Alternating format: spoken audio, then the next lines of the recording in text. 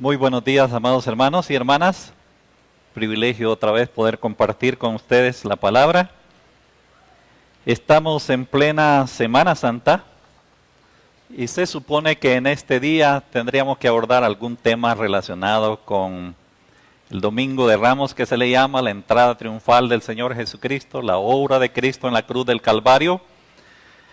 Pero el tema que se me ha asignado aparentemente no tiene casi nada que ver con todo esto. Hemos reservado estos temas de la muerte y la resurrección del Señor Jesucristo para ser enfocados dentro de 8 días.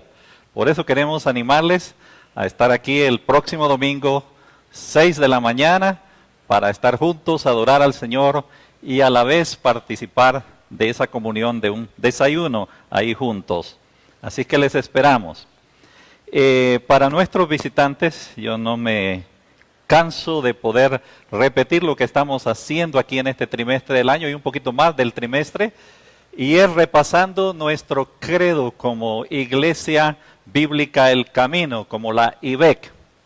Al comienzo de toda esta serie explicamos un poco el valor que tiene una declaración de fe. El próximo año será un año para todos, esperamos, interesantísimo, porque si el Señor nos presta vida, porque el próximo año se estarán celebrando los 500 años de la Reforma Protestante y probablemente volveremos a algunos de estos temas a tocarlos, pero por ahora hemos estado repasando lo que creemos como iglesia. Y les decía que el tema de hoy parece estar hasta fuera de contexto, porque vamos a estar revisando con ustedes, aunque sea de manera un poco breve, lo que la Biblia dice acerca de Satanás y qué es lo que contiene nuestro credo en relación con eso. Ustedes tienen, quizás la mayoría en sus manos, el boletín de hoy. Ahí lo tienen. Entonces ahí está lo que nosotros hemos sostenido en relación con la persona de Satanás. Y note algunas cosas que de entrada dice el credo nuestro. Dice el credo: creemos en la existencia y personalidad de Satanás y que Cristo lo venció por su muerte en la cruz. Creemos en la existencia de los ángeles caídos o demonios que constituyen con Satanás la potestad del aire, cuyo fin es el lago de fuego. Y ahí están varias citas relacionadas con ese tema. La parte doctrinal del tema, es decir, si ustedes quieren ahondar un poquito en lo que la Biblia dice, tendrán que darle en estos días que tendrán suficiente tiempo un vistacito a ese bosquejo que está ahí, que quiero suplicarles un poco de disculpas. Cuando ya se pasa el archivo a las otras computadoras ahí, se distorsiona el bosquejo, está un poco ahí distorsionado el bosquejo, pero creo que lo pueden seguir perfectamente bien ahí en la lectura ustedes en sus casas para ahondar un poco sobre este tema, porque la Biblia tiene mucho que decir. Y una de las tantas cosas que nosotros siempre hemos creído es que Satanás es una persona real, no es nada ficticio. Claro que allá afuera alguien se puede reír de nuestra creencia y decir, no, el diablo no existe, hombre. Ya, esas son puros inventos de ustedes, los evangélicos y especialmente los pastores, que para asustar a la gente les hablan del diablo. Y se ríen. Ahora, yo siempre he pensado en esto. De usted y de este servidor, pues está bien que se rían. Pero usted sabe que detrás de eso se está riendo de alguien que fue el que enseñó principalmente sobre la existencia del diablo. ¿Quién es ese alguien? El mismo Señor Jesucristo. A propósito, también hace 8 días Lucas nos estaba hablando del infierno y otra vez la gente se ríe cuando se habla de un infierno. Pero la Biblia lo enseña, la Biblia habla de un infierno y Jesús habló varias veces de ese tema. Entonces, reírse del tema es reírse en la misma cara del Señor Jesucristo, a quien tendrá un día que rendirle cuentas. Solo a propósito también del tema del domingo pasado, a un pastor se le preguntó, ¿y dónde está el infierno? Dígame, a ver, ¿dónde está? Y el pastor dijo algo muy sabio que se lo doy ahí, a ver si le sirve alguna vez. Que queda viendo a ese joven que le estaba preguntando que dónde estaba el infierno, y le respondió de esta forma: el infierno está al final de una vida sin Cristo. ¿Dónde está? Ni arriba, ni abajo, ni al lado, ni donde usted quiera, pues, para ubicarlo geográficamente. El infierno está al final de una vida sin Cristo. Pero ahora vamos a hablar un poco de este personaje, Satanás, y quiero llevarles a sus Biblias ahí a que revisemos algunos pocos versículos. Abran sus Biblias o enciendan sus celulares o sus iPads ahí si los tienen a mano, en la carta segunda a los Corintios. Aquí les damos el bosquejo, se lo dimos ahí escrito en el boletín, en la clase de escuela dominical. En su momento ahondaremos sobre este tema, pero aquí queremos hacer un enfoque un poco diferente, y por eso quiero llevarles a la carta segunda a los Corintios. Tienen que abrir esa carta ahí, como digo, en sus Biblias, ahí, o en sus celulares si tienen algunas versiones también ahí de la Biblia. Y vamos a ver varias cosas que dice la Biblia en relación con esta persona de Satanás. En la carta segunda a los Corintios 2:11, vayan conmigo a este versículo allá. En segunda carta a los Corintios, capítulo 2, verso 11, dice así. Esta es la conclusión de algo que ha venido hablando Pablo, después se lo voy a explicar un poquito para entenderlo. Dice: para que Satanás no gane ventaja alguna sobre nosotros, pues no ignoramos sus maquinaciones.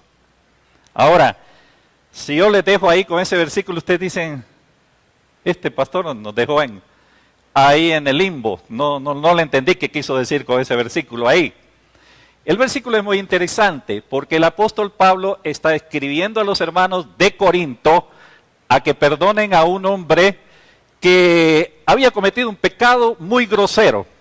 Ustedes tendrían que leer con este servidor, no tenemos tiempo para eso. En la carta primera a los Corintios, el apóstol Pablo hace mención de un hombre que había cometido un pecado de esos horribles.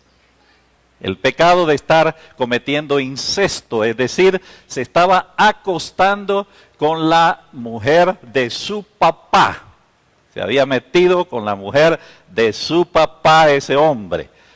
Y los hermanos de Corinto, en la primera carta, Pablo les habla fuerte y les dice: ustedes se sienten hasta orgullosos de tener entre ustedes a un hombre como ese tan cometiendo semejantes pecados.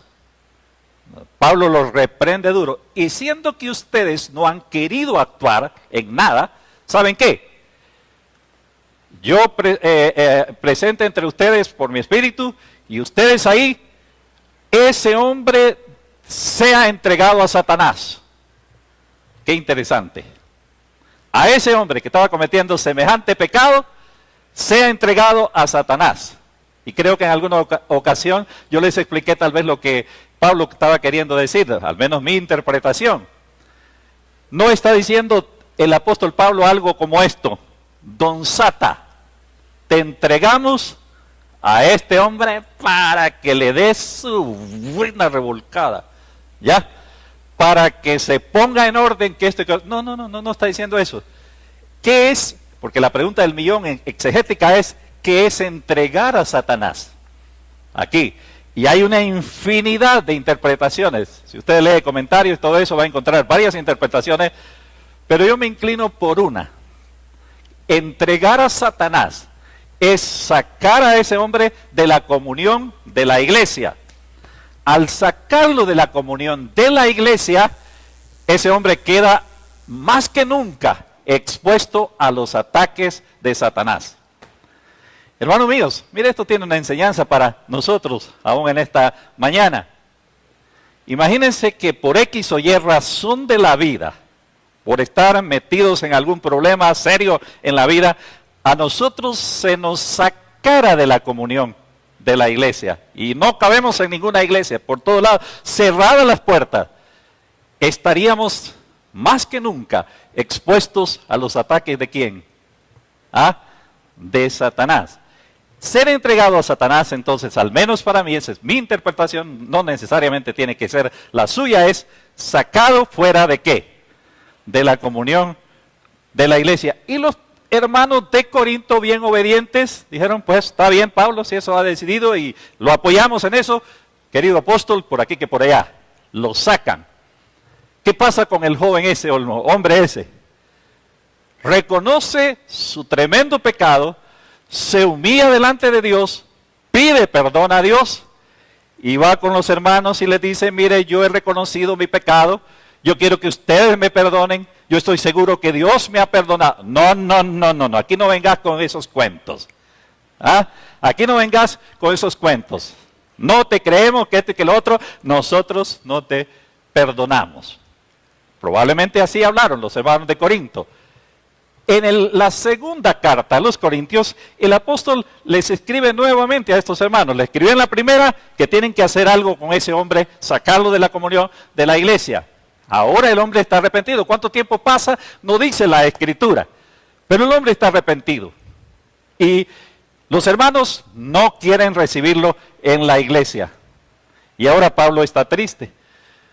Porque estos hermanos están actuando de esa manera tan inhumana.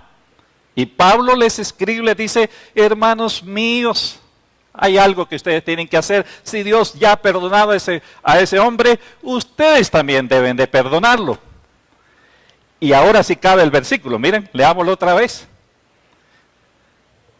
Les pide en el capítulo 2, ahí, especialmente el versículo 5, y llegando hasta el 11, porque vamos a avanzar a otros versículos, dice, deben de perdonarlo, ¿para qué? Dice 2:11 de Segunda de Corintios. Lean conmigo, porque esto es importante ahora. Para que Satanás, ¿qué?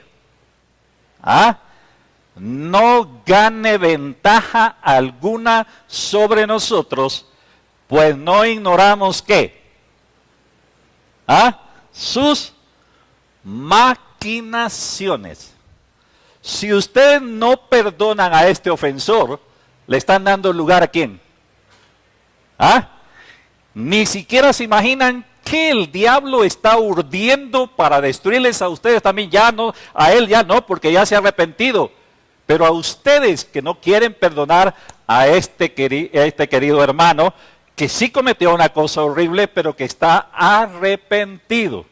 Ahora bien, miren hermanos, apliquémoslo a la vida de la iglesia, pero no tanto a la vida de la iglesia, a la vida personal, a la vida familiar. ¿Qué pasa cuando usted y yo no estamos abiertos a perdonar a aquellos que nos han ofendido? Pensemos en un hermano, pues, a eso sería otra cosa, un hermano que cometió X o Y pecado, se arrepiente, viene arrepentido, nosotros debemos de perdonarlo. Pero eso es como comunidad de fe. Pero ¿qué de los asuntos de familia, por ejemplo? ¿Qué de los asuntos de pareja? ¿Qué de los asuntos de relaciones interpersonales donde hay cosas que usted y yo quizás jamás hemos perdonado? Y que tal vez nosotros nos contamos entre aquellos que dicen, eso ni muerto se lo perdono. Debemos de estar abiertos al perdón, porque si no perdonamos, ¿qué dice la Biblia? Estamos dándole ¿qué?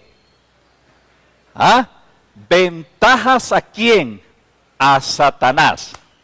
Ahora, ¿cómo me encantaría hablarles del perdón? Porque es un tema para mí fascinante. Pero quiero compartirles algunas ideas. Hay un escritor famoso que habla de los pasos que nos pueden ayudar a llegar a un verdadero perdón. Se los digo ahora así de carrera. Pasos, porque nosotros decimos, sí, te perdono, que por aquí, que por allá, y sigue el problema, no se resuelve el problema. Este escritor habla de pasos, uno a uno, para llegar a un verdadero perdón. Se los menciono rápidamente. Paso número 1. Para perdonar a una persona, dice él, tenemos que reconocer que hemos sido heridos. ¿Qué tal cuando le hacen algo malo a usted? ¿Usted se siente cómo? Herido. Ahora, ese es el primer paso, el reconocimiento que he sido ¿qué? ¿Ah? Herido, que estoy herido. Ahí es donde empiezan los problemas, por ejemplo, en la pareja. ¿Ah? ¿Por qué estás enojada o enojado? No estoy enojado, que por aquí, que por allá. Pero claro que sí está enojado, porque a cualquiera de nosotros que se nos cometa una ofensa o se nos haga algo indebido, cada uno de nosotros en el fondo nos vamos a sentir ¿qué? Heridos. Y hay que comenzar por ahí, dice este escritor. Paso número 2. Hay que reconocer que cuando somos heridos, hay profundos deseos de venganza. Vaya, por ejemplo, a una mujer cuyo esposo le es infiel, ¿se siente o no se siente herido? Herida, en este caso ella. Claro que sí. ¿Ah? Pero porque se siente herida, hay profundos deseos de ¿qué? Venganza. Y sus amigas por ahí le dicen, mira, el asunto que puedes hacer, lo que puedes hacer, ¿sabe qué? Pásale tú también a él otro por enfrente de la cara y ahí vas a ver. ¿Ah? Porque como dice el famoso dicho, la venganza es dulce. ¿Ah? Hay deseos de qué? De venganza. Otro escritor dice esto bien interesante. Y oigan la pregunta. ¿Quieren ser felices un momento en la vida? Y la pregunta es para nosotros. ¿Quieren ser felices un momento en la vida? ¿Ah? Y la mayoría dice ¿qué? Sí. Y este escritor dice, vénganse. ¿Ah? Si quieren ser felices un momento, ¿qué? Vénganse. El mismo escritor dice, hace la contrapregunta, ¿quieren ser felices toda una vida? Entonces perdonen. ¿Quieren ser felices un momento? Vénganse. ¿Quieren ser felices toda la vida? Perdonen. Siempre que hay una herida, hay deseos profundos de ¿qué? ¿Ah? De venganza. Ahora, un paso número 3 que él menciona es, para llegar al perdón, es reconocer cuál es la herida. ¿Qué es lo que nos duele? Por ejemplo, en una infidelidad. Las personas piensan así de primas a primeras que lo que le duele al otro es que se acostó con la otra. ¿Ya? Fíjense que a veces eso no es lo que le duele más. Lo que le duele a veces, entre muchas cosas, porque he escuchado a infinidad de mujeres y de hombres también, lo que le duele es, me vio la cara de mensa. Me vivió engañando por meses y ni cuenta me daba. Y eso es lo que me duele, que me haya visto la cara de ¿qué? ¿Ah? Que haya tirado por el suelo nuestro compromiso matrimonial. Bueno, hay infinidad de cosas. Tiene que tratar de identificar qué es lo que le duele para procesar ese duelo. Si no, dice este escritor, nunca va a sanar esa herida. Paso número 4. Este paso es muy importante para llegar al perdón. Procure ubicarse siquiera un momento del otro lado, del lado de la persona ofensora, ¿ya? De lo que cometió adulterio, en este caso que estamos mencionando. ¿Qué pasó? Y fíjense bien, mujeres y hombres también, ¿qué pasó en la vida de mi querido esposo, de mi querida esposa, que le llevó a la infidelidad? Y si las personas se ubicaran siquiera un segundito del otro lado, se empezarían a dar cuenta de muchas cosas en la vida. ¿Qué pasó? Póngase del otro lado. Pero la otra cosa que dice este escritor, para llegar a un verdadero perdón, trate de sacar lecciones para la vida. ¿Qué aprendo de esta situación? Y hay mucho que aprender en medio de cualquier ofensa en la vida. Estamos hablando de infidelidad, pero puede ser cualquier ofensa. Otro paso. Asegúrese que usted ha sido perdonado por Dios o perdonada por Dios. ¿Ok? Les voy a ilustrar esto. ¿Ustedes aquí están seguros que Dios les ha perdonado? ¿Ah? Levanten la mano ahí para que al menos hagan ejercicio y se despierten, espabilen un poquito, este calor da sueño. Sí están seguros, ¿ok? Bueno, de eso hay que asegurarse, dice este escritor, pero También hay que asegurarse de otra cosa cuando hay una ofensa. Asegurarse que no solo Dios me ha perdonado a mí mismo, sino que yo me he perdonado a mí mismo. Cuando alguien me ofende, ha manchado también en alguna cosa, alguna parte, mi dignidad como hombre. Y yo me siento mal conmigo mismo, me siento que fui un tonto, que por aquí, que por allá, que esto y que lo otro. Bueno, ¿y qué pues? Si me equivoqué, ¿y qué le voy a hacer en la vida pues? ¿Ya? Debo de aprender a qué? A perdonarme a mí mismo. Ahora, este escritor termina diciendo esto bien interesante. Hasta que estamos seguros que Dios nos ha perdonado, que nosotros nos hemos perdonado a nosotros mismos, tal vez estaremos en condiciones de perdonar a otros. Si no, ni hablemos de perdón. Es lo que dice este escritor, es una tesis sobre el asunto del perdón. Pero el punto aquí no es tanto lo que dice este escritor, sino que cuando usted y yo no perdonamos en la vida, estamos, ¿qué dice el apóstol Pablo? ¿Dándole lugar a quién? ¿Ah? ¿Puede imaginar cuánto lugar le damos al diablo en nuestras vidas sencillamente porque no queremos en la vida qué? ¿Ah? Perdonar. Que Dios nos ayude. Si yo les pidiera, y no se lo voy a pedir porque no quiero ser imprudente, pero ¿cuántos de ustedes les han ofendido en la vida? Infinidad de veces, dice usted. Algunos ha perdonado, otras no ha perdonado. Y le voy a decir una cosa, eso es lo que en parte a veces desgracia nuestras vidas. Nos hace ser infelices sobre esta tierra. Guardar esas cosas en el corazón, nada le hace al otro. A nosotros es que nos daña tanto eso en nuestras vidas.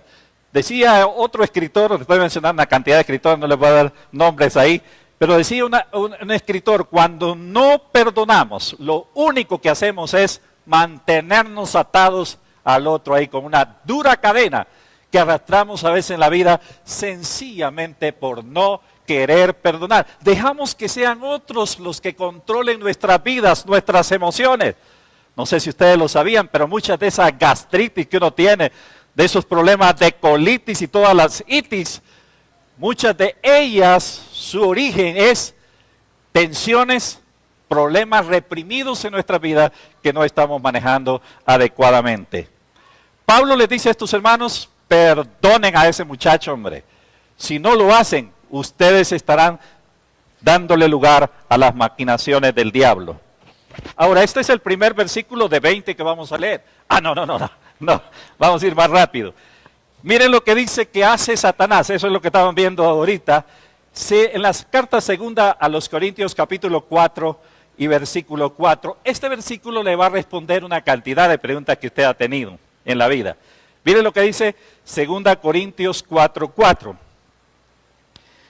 Está hablando de la predicación del evangelio y por qué hay gente que es tan dura, especialmente en este caso aquí los israelitas que eran depositarios del pacto antiguo mosaico, este que lo otro. Pero llega el versículo 4 y dice esto, en los cuales, está hablando de Satanás, en los cuales el Dios de este siglo cegó el entendimiento de los incrédulos para que no les resplandezca la luz del evangelio.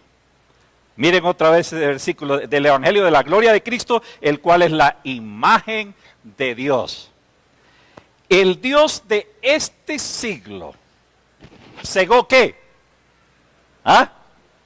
El entendimiento de los incrédulos para que no les resplandezca la luz del evangelio.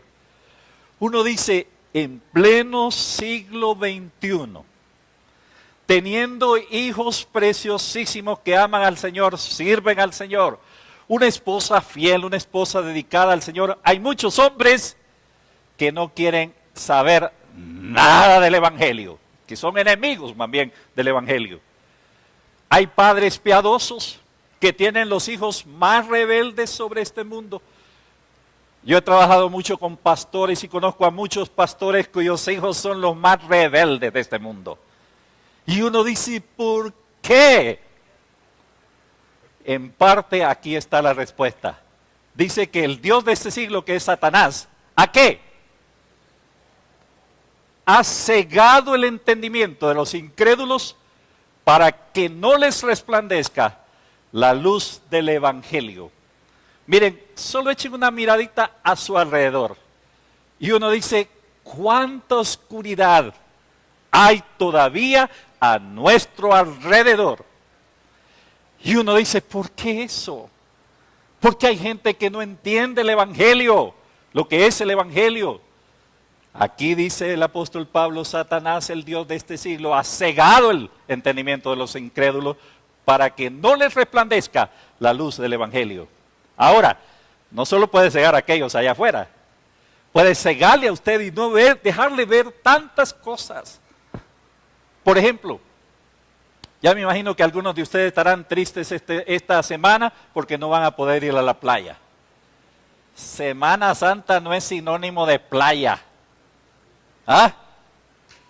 Semana Santa no es sinónimo de playa. Semana Santa es tal vez el tiempo más lindo para reflexionar sobre la obra gloriosa de Cristo en la cruz del Calvario y esa sangre vertida para la remisión de nuestros pecados, para el perdón de nuestros pecados. Pero nosotros nos dejamos llevar ¿por qué? ¿Ah? Por las corrientes de este mundo y no vemos más que playas ahorita. Es por el calor, por supuesto, no es por carnalidad, ¿verdad? Es por el calor, que no miramos más allá que playas. Satanás ha cegado el entendimiento de los incrédulos para que no les resplandezca la luz del Evangelio. Mis queridos hermanos, eso significa que tendríamos que doblar más rodillas para que Dios quite esa venda de muchas personas en este mundo. ¿Qué más hace Satanás? Veámoslo en la Biblia. Note lo que dice otro pasaje súper interesante aquí en la carta segunda a los Corintios 11, 3 y 4. El apóstol Pablo nos ayuda a quedarnos ahí en la carta segunda a los Corintios, capítulo 11, versos 3 y 4. Dice desde el 1, para encontrar un poquito de sentido a esto, 2 Corintios 11, 1, ojalá me toleraseis un poco de locura. Sí, toleradme, porque os celo con celo de Dios, pues os he desposado con un solo esposo, para presentaros como una virgen pura para Cristo. Está hablando a los hermanos que somos la iglesia gloriosa de Cristo y que Él es el esposo. Pero temo, y ahora miren lo que dice, pero temo, dice el apóstol Pablo, que como la serpiente con su astucia engañó a Eva, vuestros sentidos sean en alguna manera extraviados de la sincera fidelidad a Cristo. Otra vez mire lo que hace Satanás, lo que puede hacer Satanás. Ahora no en la vida de un incrédulo, de usted y de mí. Noten lo que dice. Pero temo que como la serpiente con su astucia engañó a Eva, vuestros sentidos, y es curioso que apela aquí a los sentidos, sean de alguna manera extraviados de la sincera fidelidad a Cristo. ¿Qué puede hacer Satanás? No solo urdir, maquinar para destruir una iglesia porque no perdona, no solo cegar el entendimiento de los incrédulos, sino que también dice, puede que extraviar de la sincera fidelidad a Cristo. Haga un ejercicio mental ahorita. ¿Ha visto algunos que se dijeron en su momento creyentes, los ha visto quedarse en el camino? ¿Ah? Y algunos de ellos yendo hasta extremos horribles. Nunca se me olvida en una iglesia un hombre, parecía el hombre modelo. Se entregó aparentemente al Señor, un hombre que servía al Señor. Allá en nuestra iglesia a los servidores se les llamaba diáconos. Era uno de los diáconos, de los más dedicados diáconos, que este que el otro. ¿Sabe con quién terminó este hombre? ¿Ah? No con otra mujer, no, sigue con su misma mujer, ¿ya? Pero terminó con los testigos de Jehová. ¿Y cómo alguien puede ser extraviado de qué? ¿Ah? De la sincera fidelidad a quién. ¿Ah? Al Señor. Eso es ese hombre. Pero la lista puede ser larga y usted y yo estamos expuestos a esa clase también de ataques del enemigo de extraviarnos, llevarnos por otros caminos, que no sea la sincera fidelidad a Cristo. Que el Señor nos ayude. El diablo está activo en este mundo y lo que quiere es desviar a usted y a este servidor de la sincera fidelidad a Cristo. Vamos a un último versículo en la carta siempre a los Corintios. ¿Qué más puede hacer? No solo puede maquinar, ahí destruir a una iglesia por falta de perdón, no solo puede cegar el entendimiento de los incrédulos, no solo puede extraviar de la sincera fidelidad a Cristo. Miren lo que dice 12:7. Y para que la grandeza de las revelaciones no me exaltase desmedidamente, me fue dado un aguijón en mi carne, un mensajero de Satanás que me abofetee, para que no se enaltezca, para que no me enaltezca sobremanera. ¿Me fue dado qué? ¿Un aguijón de qué? ¿Ah? Lean ahí el versículo, porque este es uno de los versículos interesantes en la Escritura. Me fue dado, dice, un mensajero de Satanás. ¿Para qué? ¿Ah? Para que me dé mis buenas ¿qué? Cachetadas. Quiero anticipadamente decirles una cosa. Desde que conocí al Señor, yo tuve buenos maestros. El pastor que era en ese tiempo de la iglesia era un excelente maestro y aprendí un montón de cosas que hasta hoy siguen siendo mi convicción. Y una de esas convicciones es que un creyente, para mí, yo no respondo por ustedes, pero para mí un creyente genuino en Jesucristo no puede ser posesionado por Satanás. ¿Ya? Esa es mi convicción. Y yo no quiero decirles que ustedes tienen que tener la mismita convicción. Ojalá la tengan. Pero sí puede atacarnos Satanás. ¿Cómo? Se preguntan ustedes. Bueno, ya vimos, desviándonos de la sincera fidelidad a Cristo. A algunos los ataca, en este caso de Pablo, porque aquí es claro en el pasaje, con algún tipo de enfermedad. ¿Qué enfermedad? Y no estoy diciendo tampoco que toda enfermedad es producto de algo satánico. Yo no comparto con mis queridos hermanos aquellos que se empiezan a echar el demonio de la gripe. ¿Ah? Sal demonio de la gripe, que por aquí, que por allá. ¿A cuál de los 80, 60, no sé cuántas variedades, porque las cepas de la gripe cambian acá, a cuál de todos se está echando? A saber. Pero no creo en eso. Ahora, sí creo que puede acosarnos de muchas maneras, incluido algunas enfermedades en nuestras vidas, ¿ya? Especialmente cuando le damos lugar, no perdonamos, hacemos cosas que desagradan al Señor. Pero al otro no los ataca con problemas de salud. Dice el mismo apóstol Pablo también que Satanás se viste como ángel de ¿qué? ¿Ah? De luz. ¿Cómo puede atacarnos especialmente a los hombres? ¿Ah? Le estaban diciendo un montón de cosas al vicepresidente de la República porque emitió una orden. Mujeres tienen que subir ese escote y subirle a las faldas también. ¿Ah? Y se le vino el mundo encima al pobre, ¿verdad? Que tuvo que derogar él. Porque a saber el pobre, no estamos aquí hablando, sí, está por internet, ¿verdad? ¿Ah? Pero no estamos hablando del pobre vicepresidente, pero él, como todo hombre, es atraído ¿por qué? Bueno, hombres de los que no están aquí, ustedes no estamos hablando de ustedes, ¿verdad? De los que no están aquí, atraídos ¿por qué? ¿Ah? A veces por las cosas que vemos en la calle, que esto y que lo otro, pero más directamente hablando, miren, si hay algo en que el diablo puede atacarnos es a través del sexo. Y ustedes tienen el caso del rey David. ¿Ah? El rey David, el rey conforme al corazón de Dios, el hombre que compuso los salmos que tenemos ahí, pero fue el hombre que metió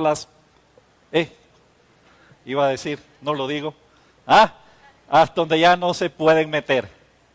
David, y aquí está una forma como el diablo trabaja. ¿Qué pasó con David? Primero vio a esa mujer llamada Betsabé que se estaba bañando. A propósito, mujeres, Ya, ustedes no viven en el campo, pero en el campo da mucha pena ver a la señora que se bañan ahí en la pila. ¿Ah? Y con unos corpiños, no sé cómo le llaman, ¿ah? Ahí transparente y todo eso. Aquella mujer probablemente, y no la estamos condenando, provocó a David. Pero David, ¿qué estaba haciendo en la terraza, pues? ¿Ah? Ahora, la ve, la codicia, que es como trabaja la tentación, y la manda a traer, la hace su mujer. ¿Ya? Se acuesta con ella. A propósito, y aquí entre nos, corte ahí, por favor, jóvenes. Aquí entre nos. ¿Por qué la mujer no se negó? ¿Ah? Nosotros podíamos decir, no tenía valor, que por aquí, que por allá, que este y que el otro. Miren dónde andaba su marido. ¿Ah? En la guerra. Y allá no iban una semana de misión. 6, 8 meses, un año de misión en la guerra. ¿Y la pobre mujer? ¿Ah? Solita. Qué tentación que el rey la mande a traer. Ahora, pero qué casualidad que queda embarazada. ¿Ah? Qué casualidad. No es casualidad. Hubo unas cosas ahí, no se las puede decir porque eso a ustedes no les importa. Ok, ¿qué pasó? Pero el asunto es que la mujer y este hombre se enredan en un problema serio. La mujer le manda a decir a David, estoy embarazada. Y ahora David está en un serio problema en la vida. ¿Qué hago? Ah, ya sé. Era muy inteligente, para el mal también. Ah, ya sé. Voy a mandar a traer a Urías para que se vaya a su casa, se acueste con su mujer. No ha pasado ni un mes de que ya está embarazada ella. Entonces, todo se puede camuflajear ahí, se puede tapar. Lo manda a traer, le dice que se vaya para su... Tienes libre los días que quieras. ¿Ah, Urías? Y Urías le dice al rey, ¿qué? No voy a... ¿Cómo es posible ir a mi casa y mis compañeros muriendo en el frente de batalla? Me temo, y solo me temo, que aquella parejita tenía algo de problema, porque aquel soldado, que me importa aquello que tenga en el frente de batalla, yo me voy con mi mujer, ¿verdad? ¿Ah? Pero él no. Y ahora David dice, ¿qué hago? Ah, ya, se le alumbró el foquito, ya sé lo que voy a hacer, dice, lo voy a emborrachar. La gente ya borracha se porta como animal. Ya borracho, se va a ir a acostar con su mujer.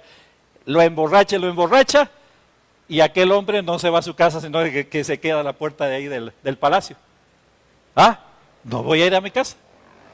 ¿Qué hago ahora? ¿Ah? ¿Qué hago ahora? Y ahora la trama la trama se va haciendo, estos parecen novelas, bueno, han hecho novelas de eso, de películas, pero la trama se va enredando cada vez más y más.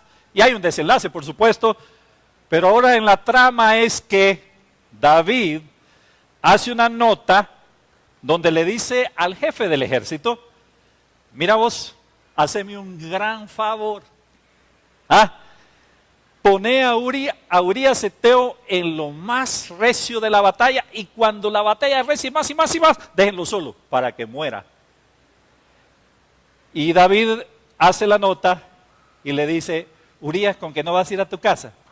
No, no voy a ir. ¿Sabes qué? Entonces, llévale esta carta al jefe del ejército. ¿Ya? Ahora, Urías no sabía lo que contenía esa carta, esa nota del rey, porque iba sellada. ¿Ah? Y la banda, está claro, se regresa al frente de batalla, le entrega la carta a Urías Eteo al jefe del ejército, y el jefe del ejército la lee. Y qué cosa tan interesante. Lo que le pide el rey David. Imagínense, solo con Julio tengo más confianza aquí que con nadie, ¿verdad?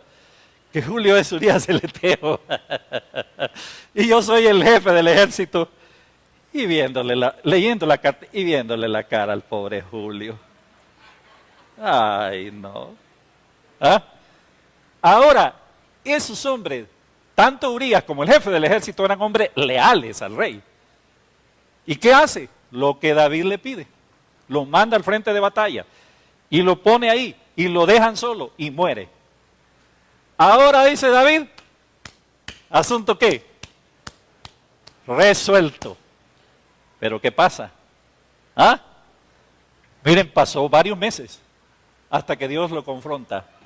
¿Ah? ¿Por medio de quién? Ustedes que conocen Biblia, que están ahí en los miércoles en el panorama de la Biblia. ¿Ah? Por medio de Natán el profeta. Y Natán le cuenta aquella historia que ustedes conocen, no la voy a repetir aquí, pero al fin termina diciéndole a David, tú eres ese hombre. Y recuerda lo que dijiste hace un momento, que ese hombre que hizo aquel de quitarle la ovejita que el que tenía, que todo eso, que muera y que pague con 4 tantos lo que hizo. Mire a David. ¿Ah? Y el profeta Natán le dice, ¿sabe qué? Lo que dijiste que merece morir, mereces morir, pero Dios ha perdonado de momento tu vida. Pero como tú solito te echaste la soga al cuello, que dijiste que tenía que pagar con 4 tantos, ¿sabes lo que hiciste? Vas a pagarlo con 4 tantos. Y sería interesante ver en la Escritura todos esos 4 tantos del el problema de las consecuencias del pecado en la vida del rey David. El diablo puede atacarnos por medio del sexo, ya, del sexo opuesto. Hoy día puede atacar por medio del otro sexo, del mismo sexo, ahí también. Quiera Dios librarnos. Puede atacarnos por medio de extraviarnos de la doctrina correcta, puede atacarnos con enfermedades, puede atacarnos con el sexo y ¿qué? Atacarnos por medio del dinero. ¿Ah? Que estamos ahí emproblemados a veces con dinero. ¿No quieres un trabajito por ahí? ¿Ah? Mire, solo tienes que ir a la esquina tal y ponerte ahí a vender este polvito que sirve para limpiar la nariz. Solo tienes que hacer eso y ya. ¿Eh? Y vas a tener dinero en tus manos. ¿Ya? ¿Ustedes no creen que hay creyentes narcos hoy día? ¿Ah? No, decimos. Ahí me va a contar en la vida. Yo estuve en un pueblito pequeño de por allá, que no le voy a decir dónde. Y se paseaba por enfrente de la iglesia un jovencito en un carrazo, pero esos carrazos, en un pueblito y en un carrazo. Y bum, pasando por ahí. Y me inquietó, ¿y ese carro de quién es? ¿Qué está pasando? Ya me entró un poquito hasta de pena, ¿verdad? De miedo. Entonces, ¿por qué está pasando enfrente aquí? Porque yo sabía que el lugar es el punto de donde trafican droga entre Honduras y Guatemala. ¿Ya? Ese es el punto donde pasa la mayor cantidad de droga en Honduras. Y ahí estaba yo en el punto, en ese pueblo, ¿verdad? Y ahí pasa el ganado en pie también para Guatemala. Y aquí compramos ganado robado. No. Ok, pero fíjense bien, ¿ah? El tal jovencito en el carrazo aquel, ¿saben quién era? El hijo del anciano de la iglesia. ¿Ah? Así está este mundo hace ratos, no digamos hoy día. El diablo puede atacarnos por ahí, por otro montón de lados flacos de nuestra vida. Ahora, terminemos ya, se me fue el tiempo. ¿Cómo tratar con semejante enemigo que puede darnos nuestras buenas cachetadas por todos lados? Que puede destruirnos, puede destruir nuestra vida. A propósito, yo les he compartido algunas otras veces y les suplico orar por este servidor. Porque yo les he dicho a ustedes, el diablo no solo puede destruir nuestras vidas, sino nuestro ministerio también. Y destruir otra cantidad de vidas también.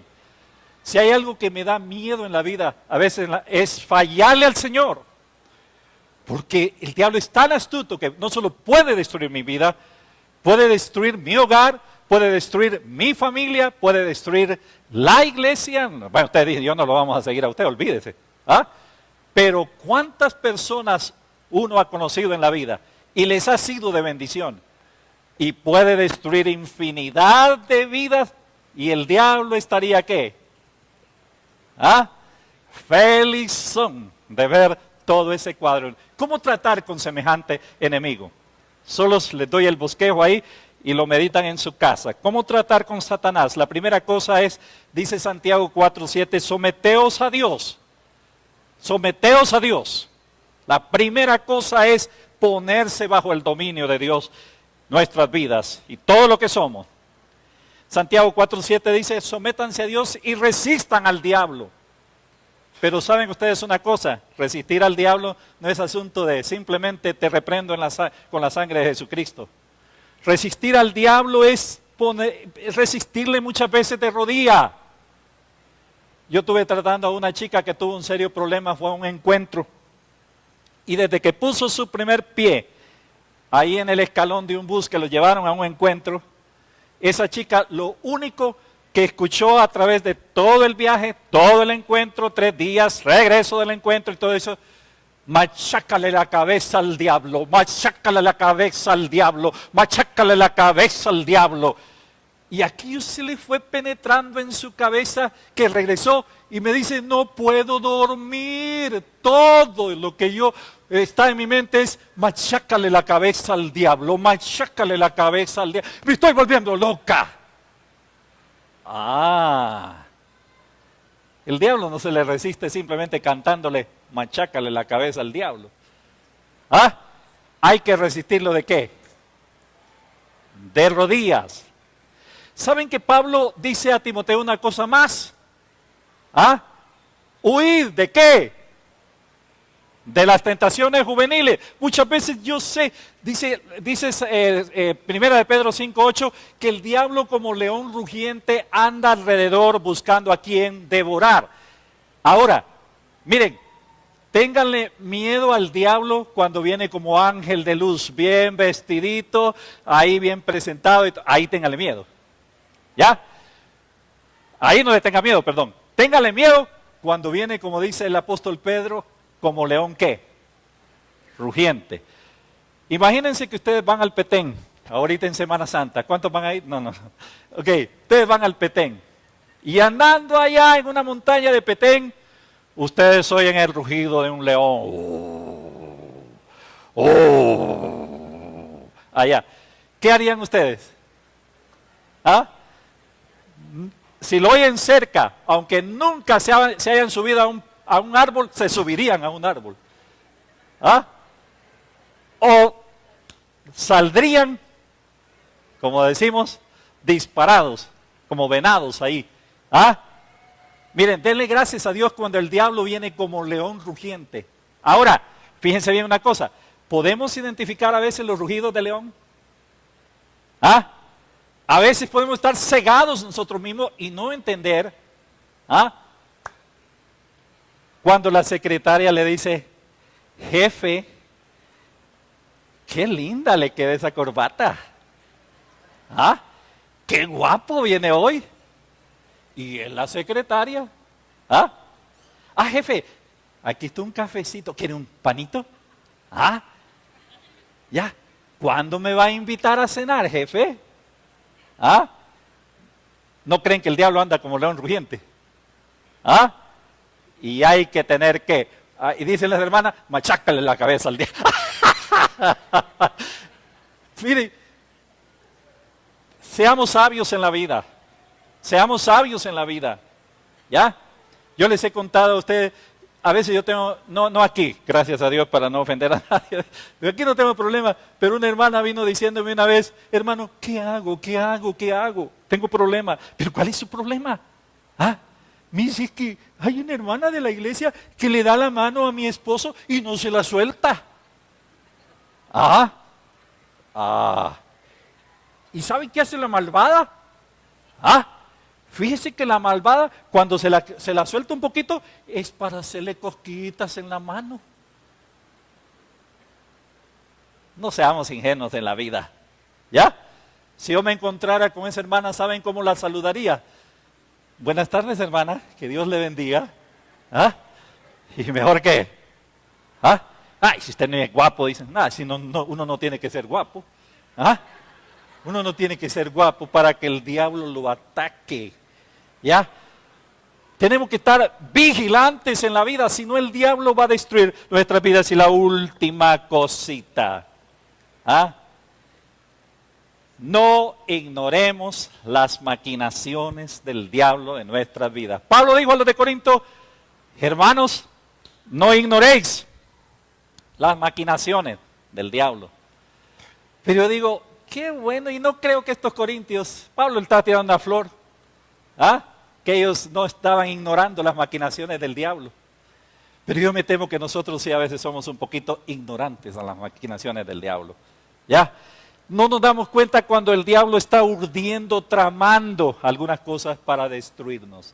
Quiera Dios ayudarnos y abrir nuestros ojos y estar más que vigilantes ahorita mismo en Semana Santa, si quieren una aplicación práctica. ¿Va a ir a la playa? Bueno, que Dios los guarde, los bendiga y los traiga con bien. No estoy diciendo que no vayan. Pero en la playa, la vida es más hermosa. No.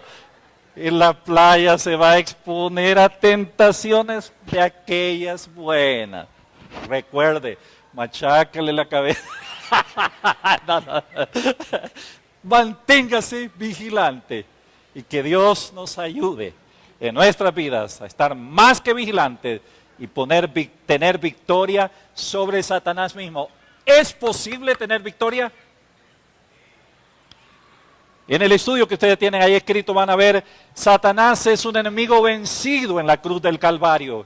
Y en el Señor podemos tener victoria ante el mismo diablo. Pero necesitamos permanecer cerca del Señor, doblar rodillas, ser prudentes, ser sabios en la vida, no ignorar que tenemos un enemigo poderoso, no todopoderoso. Si hay una cosa que siempre he bendecido a Dios es por esta. Miren que les voy a decir ahorita, estas son de las perlas pastorales. Bendito sea mi Señor, que el diablo no conoce sus pensamientos. ¿Cuándo se da cuenta el diablo? ¿Cuándo se da cuenta el diablo de lo que usted está pensando? Mire, si el diablo se diera cuenta de lo que usted y yo pensamos, ni estaríamos aquí. Ni estaríamos aquí, se los digo. Porque por la mente, al menos mía, yo no sé ustedes, no puedo responder por ustedes, pero a veces pasan cosas feas. ¿Ya? Y yo digo, ay Señor, perdóname. Y gracias porque el diablo no lo sabe. Porque si el diablo lo supiera, ahí está suficiente para qué. Para darnos una buena revolcada en la vida. ¿Ya? Y dejarnos quizás tirados ahí en la calle. Que el Señor nos ayude, mis hermanos y mis hermanas, y no ignoremos las maquinaciones del diablo. Vamos a orar. Pues gracias, oh Dios, por este día que hemos podido estar en tu casa para iniciar esta semana especial. Rogamos que de veras sea especial, que no se nos diluya el tiempo en cosas de este mundo, en cosas vanas.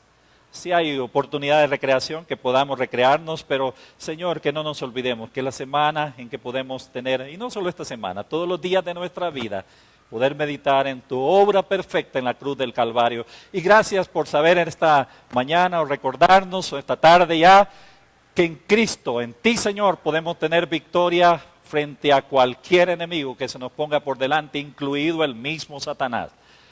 Pero ayúdanos a ser prudentes siempre en nuestras vidas y a vivir vidas victoriosas para tu gloria y para la bendición de tu iglesia. Rogamos todas estas cosas y la gracia te damos en nombre de Cristo. Amén y amén. Así.